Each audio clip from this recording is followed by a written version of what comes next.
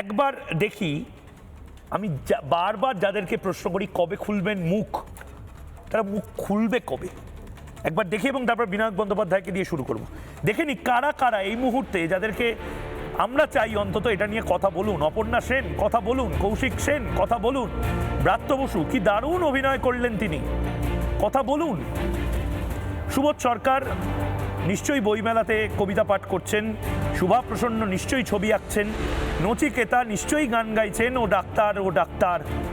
কিন্তু ও মুখ্যমন্ত্রী এটা বলার সাহস বোধহয় নচিকেতা বা অর্পিতা ঘোষের নেই। অপর্ণা সেন, কৌশিক সেন, ব্রাত্য বসু, নচিকেতা, সুবোধ সরকার, অর্পিতা ঘোষ, একাধিক নাম। এই নামগুলো আমি আবারও বলছি যে কয়েকজনের, আমি দীপক অধিকারী, দেব, সমস্ত কিছু নিয়ে দীপক অধিকারী নিউট্রাল থাকার চেষ্টা করেন, কিন্তু দীপক অধিকারী তৃণমূল কংগ্রেসের দুর্নীতির ক্ষেত্রে নিউট্রাল থাকতে পারেন না। দীপক অধিকারী দুর্নীতিবাজদের সাথে স্টেজ শেয়ার করেন।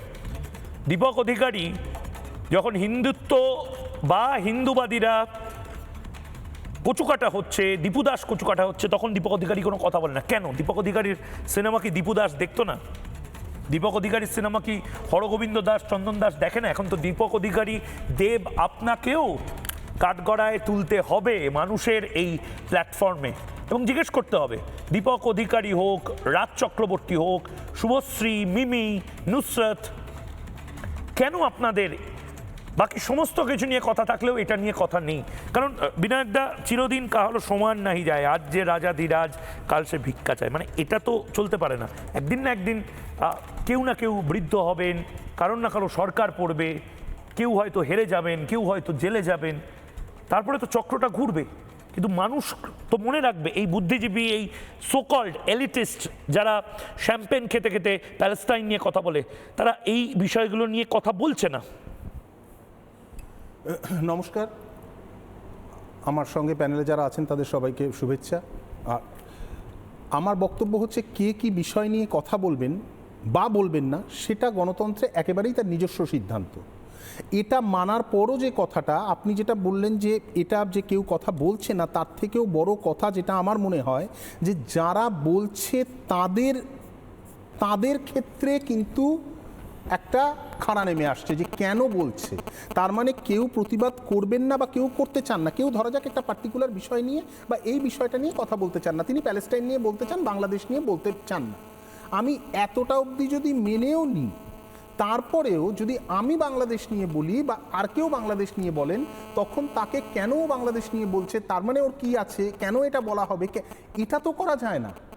এই যে জায়গাটা গণতন্ত্রের আমাদের একটা মুখ্য জায়গা হচ্ছে যে আমি জানিয়ে বলতে চাই, তুমি যদি সেটা অপছন্দও করো সেটা বলার অধিকার আমার থাকবে। এটাই তো মূল কথা।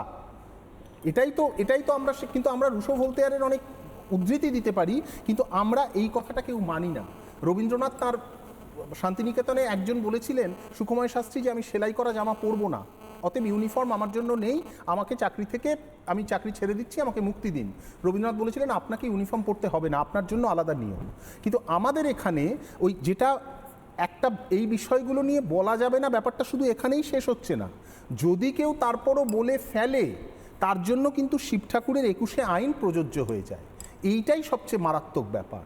এই কালকে যে জিনিসগুলো হচ্ছিল, কালকে থেকেও যে কেউ একটা দল করবে, আমার সেই দলটা পছন্দ নাই হতে পারে, কেউ একটা রাজনীতির সঙ্গে থাকবে, আমার সেই রাজনীতিটা পছন্দ নাই হতে পারে, কিন্তু যে সেই রাজনীতির সঙ্গে আছে তাকে বাড়ি পুড়িয়ে দিতে হবে, তার জলের লাইন কেটে দিতে হবে।